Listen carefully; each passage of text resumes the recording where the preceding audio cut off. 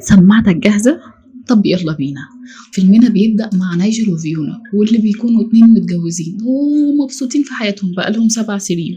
مش عارفة ازاي بصراحة، بس يعني زي أي اتنين حياتهم بيدخل لها الملل والروتين، فحبوا يعني يغيروا جو شوية في علاقتهم. فقرروا يطلعوا رحلة بسفينة لإسطنبول كتغيير جو، يكسروا بيه الملل ويحتفلوا بعيد جوازهم السابق. شهر عسل بس متأخر شوية. يا رب مشاكل من النوع ده. على السفينة بيتعرفوا على ميمي، وما أدراك ما ميمي. ميمي بتكون جاية الرحلة دي مع جوزها، واللي بيكون مشلول على كرسي متحرك. وتاني يوم بيتعرفوا على راجل هندي واسمه سنت، وجاي مع بنته الصغيرة، ومراته بتكون متوفية للأسف. بس يا سيدي، وبالليل نايجل بقى بيحب يغير جو شوية، فبيروح البار وبيلاقي واحدة بترقص بتعجبه جدا. وبعدين بيعرف ان هي ميمي اللي اتعرف عليها هي ومراته، وبيحاول يلطف ويعطف ويهزر معاها، بس هي بتنفض له وبتخلي شكله وحش قوي. بيطلع يمشي يقف على سطح السفينة ويبص للبحر ويقول يا نهار اسود، يا لهوي على كسفتك يا حازم. بصراحة كان شكله وحش قوي. وبيجيله راجل على كرسي متحرك، واللي بيكون اوسكار جوز ميمي. فنايجل بيعرض عليه يساعده ويرجعه القط. فاوسكار عرض عليه مشروب، طبعا نايجل مش هيقول له لا، وقال له ان مراته هي السبب في شلله. وبدأ يحكي له قصته مع ميمي. قصتهم بتبدأ في ميكروباص في باريس، شافها ووقع في حبها من اول نظرة. وبصراحة حقك يا معلم. وهي ما كانش معاها تمن التيكت، فاداها التذكرة بتاعته في موقف شهم جدا. والكمساري جه لما ما لقاش معاه التذكرة فطرده من الباص، وهي بصت له بصة كلها يا خرابي راجل. وتاني يوم بيدور عليها في نفس المكان عند محطة الأتوبيس ومش بيلاقيها، وبيقف كل يوم عشان يلاقيها ومش بيلاقيها، لدرجة إن هو بقى يتخيل أي واحدة إنها ميمي، لحد ما فقد الأمل إن هو يشوفها. مرة كان دخل محل يتغدى، وبالصدفة البحتة شوف يا أخي بتدور عليها فين، وهي اللي تجيب له الأكل لغاية عنده. كانت بتشتغل في المطعم، ففكرها بنفسه وعرض عليها يخرجوا سوا، ووافقت. وبنعرف إن هي كمان معجبة بيه، وبيروحوا جنة، وبتكون محتفظة بالتذكرة اللي اداها لها يومها، مكتوبة لك يا ابن المحظوظة. وهو بيعترف لها إن هو دور عليها لحد ما رجليه فقفقت، فبتقول له إن رجلها سقعانة، فبياخدها البيت عشان يدفيها. ومن يومها وهي على طول سقعانة ما شاء الله، كان الله في العون، ما عندهمش دفاية.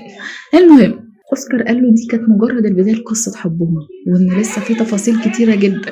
فقال له يأجل القصة عشان يروح لمراته. والصبح حكى لمراته قصتهم وقد ايه هو متحمس يعرف الباقي. وراحوا سوا مطعم، ودخل عليهم اوسكار ومراته وقعدوا معاهم. وميمي بدأت تلعب في رجل نايجل من تحت الترابيزة وتوتر جامد. وشوية كده قامت ميمي أخدت أوسكار لقط. فأوسكار وهو ماشي قال لنايجل هستناك بالليل عشان أكمل لك باقي الحكاية. ومشوا، وفعلا نايجل ما كدبش خبر، وكان عايز يعرف باقي القصة، وراح له بالليل يسمعها. فبدأ أوسكار يقول له إن حياتهم كانت ماشية تمام جدا لحد لما بقت علاقتهم مملة والروتين دخل حياتهم، فحبوا يجددوا يعني ويجربوا حاجات جديدة تكسر الروتين زي أطقم مربوحة كده.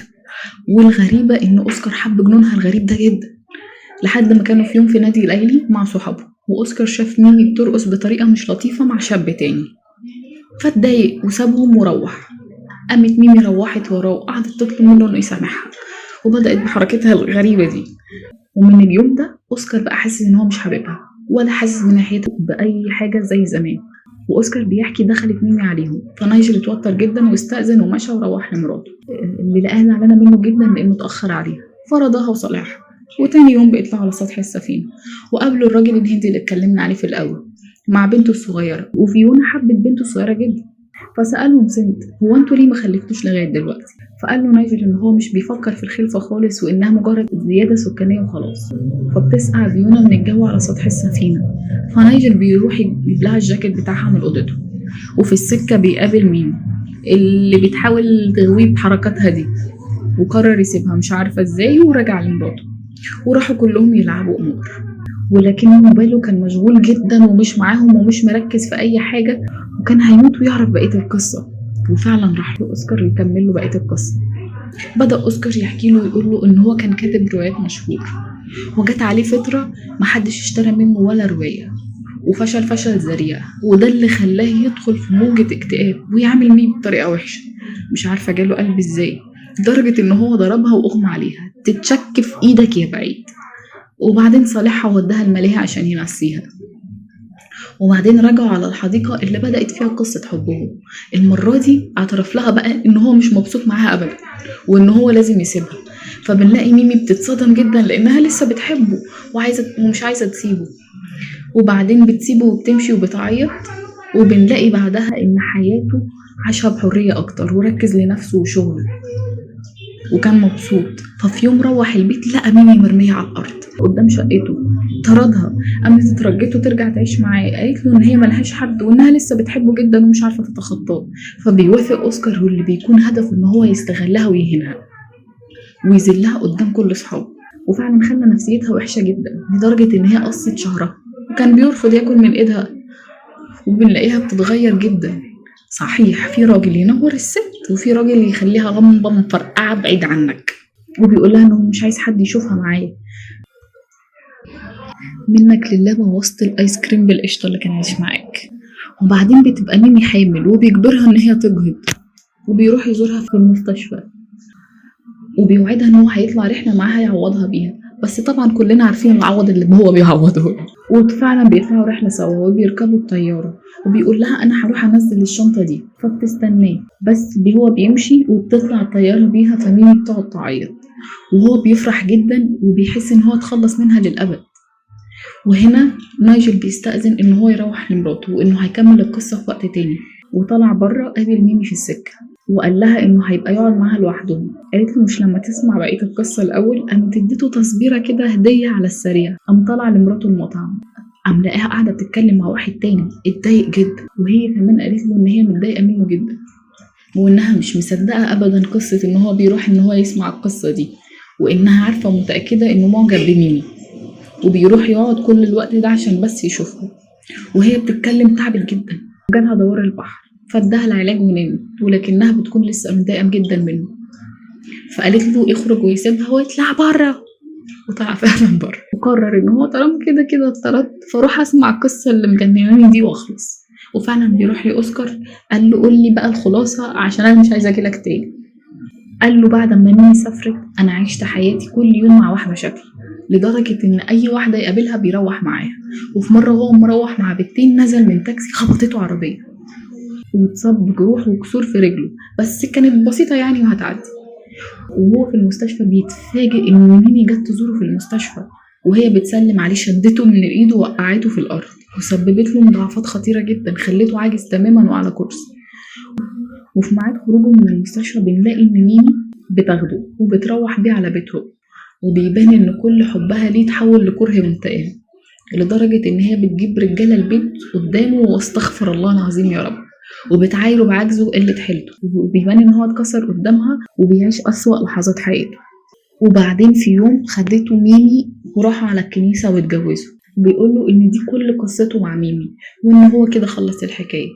فسابه نايجل وراح يطمن على مراته فلقاها نايمه، فسابها ونزل على الحفله على السفينه واللي لقى فيها ميمي بترقص فراح يرقص معاها ويقول لها ايه الحلاوه والجمال دي. فقالت له طب بص وراك كده مراتك موجوده هنا في الحفله. قام راح لمراته فعلا ولقاها قاعده في الحفله مع اوسكار. اطمن عليها ان هي احسن وقالت له انها احسن دلوقتي بس حابه تستمتع بالحفله. وبعدين في يوم مراته سابته وراحت ترقص مع ميمي وهو واقف مذهول لما شاف مراته استغفر الله العظيم وهي بترقص مع ميمي، ومن صدمته واقف ساكت وهم شايفهم اخدين بعض وطالعين على الاوضه. وهو كل اللي قدر يعمله ان هو اخد مشروب فضل يشرب فيه لغايه لما اتدلق ونام على نفسه. ولما صحى طلع يدور على مراته لقاها مع ميمي ونايمين سوا. واوسكار قال له ان هو استمتع جدا وهو شايفهم مع بعض، فتعصب جدا عليه وقال له اسكت يا خنزير، طب والله ما في خنزير غيرك. وقام مسك اوسكار وكان هيقتله، وقام اوسكار مطلع المسدس من جيبه فترعب نايجل جدا. وجه المسدس على راس ميمي وقتلها وهي نايمه وبعدين قتل نفسه. وترعب نايجل وفيونا من المنظر واتصدموا وجم الحراس اخدوا الجثث. وبعدين بنلاقي نايجل وفيونا بيحضنوا بعض وقربوا من بعض اكتر وعرفوا ان السعاده الزوجيه مش في التحرر والافكار الشاذه ولكن في احترامهم وحبهم وتقديرهم لبعض. انا كده خلصت. لو عجبك الفيلم ما تنساش تعمل سبسكرايب ولايك وتقول لنا عايز الفيلم الجاي يكون ايه. كتب السكريبت وسجله سلمى محجوب ومنتجه محمد خالد. نشوفكم الفيلم الجاي.